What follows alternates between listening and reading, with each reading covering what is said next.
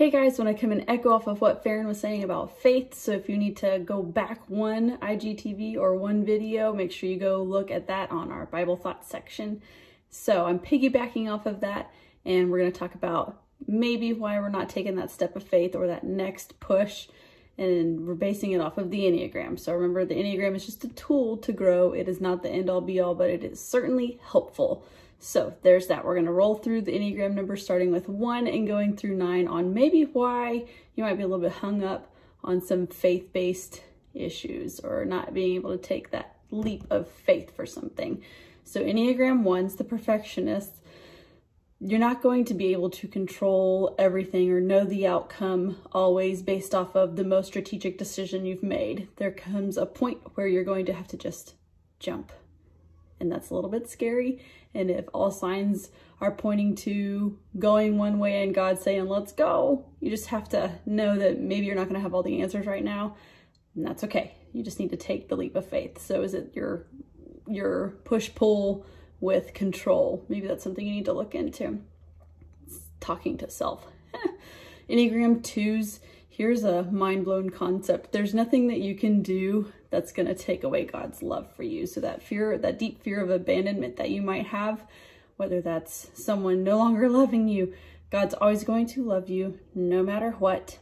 And so make sure you're stepping into that. And when you have faith and you believe that that's true, you can fully trust the plan that He has for you.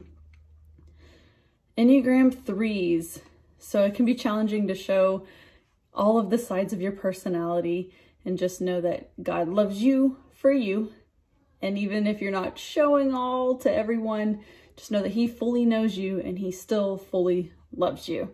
And just take a step of faith in whatever you're needing to do, and just know that He unconditionally loves you and that He's going to equip you with whatever He's called you to do. So if He's called you to the new job, or if He's called you to talk to that long lost friend, He's going to equip you if you are on the right path. So make sure you're praying for that.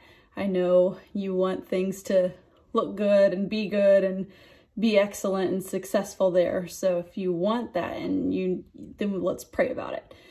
So there's that. Enneagram 4s. Maybe you feel like the situation you're in is totally unique. You don't know anyone in this life phase that is going through what you're going through right now.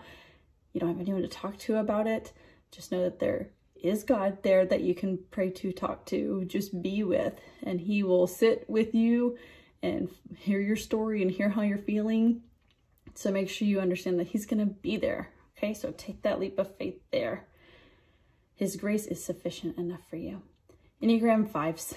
You can learn everything ever historically, biblically about Jesus if you want, but there comes a point where you have to just trust and you have to just lean on your faith, because you might not be able to make sense of everything, but if we can know that God can make sense of all the things, and we might not know on this side of heaven, we can trust in Him that that might be the plan, and let's go through with that.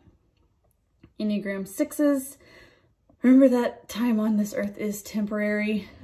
I know it can be scary and you can get caught up in all the worry and all the scenarios and things going on right now, but just know that if you are more kingdom-minded and you center everything around God instead of the world, it's going to help put perspective in with that. So if you're in a struggle, in a situation, and you're going through the whole what if this, what if that, what if this, and your mind is, so much mental real estate is gone to this one topic, talk to God about it. And maybe He does have an idea on what we can do there. So make sure you're following that. And again, being more kingdom-minded, that's going to really help with perspective too.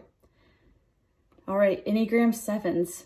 We're going to face trials. There are going to be some days that are gross and we just, ugh.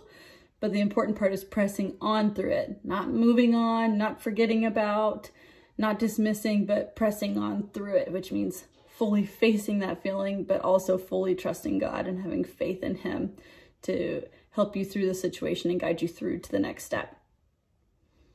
Enneagram 8s. You have a deep need for either controlling things or knowing who's in charge. And that's where your faith's going to kick in. If you know that maybe you can't control if your boss fires you, if you can't control the person who's not doing their job, you can't control if your kid makes a bad decision or there's a friendship that isn't happening how you think it should happen. That's where you can lean in on God, ask for some help with your faith. Nothing's wrong with praying to God and saying, can you help me with my faith? There's a verse in the Bible where he talks about help my unbelief. I want to believe, help my unbelief. And that is a totally normal thing that you can pray for. God wants to equip you.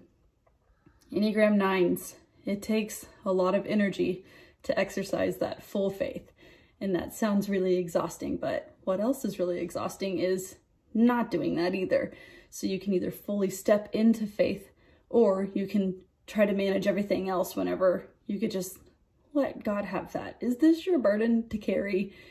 Are you supposed to hold on to that, or do you need to let that go and step into faith that he's got this, and you just need to follow what he has for you? So that was a super quick rundown. I could probably elaborate more on that later. So if you have questions, send me a message or DM us here and we'll get back to you. So that was just a quick, fast, and in a hurry Enneagram with faith if you might be struggling just a little bit. All right, we'll talk to you later.